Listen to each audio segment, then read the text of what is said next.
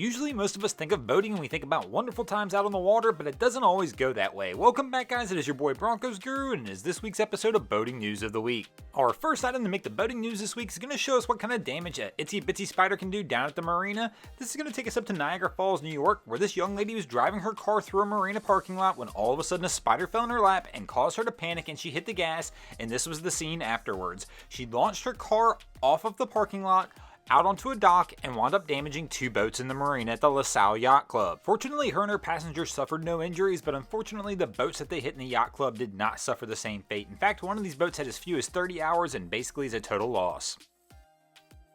Our second item to make the boating news shows us what happens when you think you're going to have that average Monday. You're just out making deliveries for work and all of a sudden running down Highway 97, this is the scene you run into, a runaway boat. Derek Cantu and his co-worker caught these images. They were able to get in front of this vessel and bring it to a stop. Unfortunately for the person who owned this vessel, he did confide to them that he had owned this boat for less than 1 week and never even taken it out on the water yet. But unfortunately for this owner, this boat decided it did not want to wait to hit the water and it was going to go ahead and venture off on its own and have its first ride rolling down Highway 97.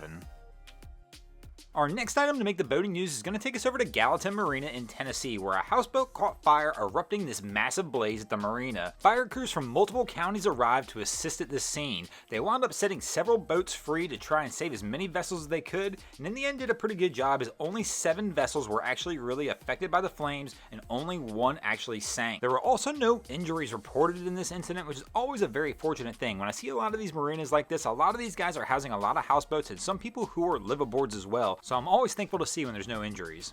Our next item to make the boating news of the week is going to take us up to Victoria, British Columbia in Crescent Beach, where this young family decided they were going to go ahead and take their G-Wagon down to the beach and launch their brand new Sea-Doo for their first time ever getting it out on the water. But in that excitement, they made a few mistakes and they wound up pulling into a part of the beach that's not really conducive for launching a vehicle. In fact, so much so that the tow truck that came to get them got stuck as well. Bystanders said the whole ordeal took about 3 hours. Finally, a second tow truck showed up and actually pulled the first tow truck out and got the G-Wagon out of the sand as well. This one just serves as a reminder not to let that first launch go ahead and overexcite you and allow you to make silly mistakes. Our next item to make the boating news is going to take us up to New Buffalo, Michigan, where this vessel caught fire just offshore. There were 10 people on board this vessel. The fire broke out in the engine compartment. When the fire department arrived, they were able to transfer the 10 people from this vessel over to a Good Samaritan vessel who took the people ashore. Due to the quick actions of the local authorities up there in New Buffalo, nobody was injured in this event either.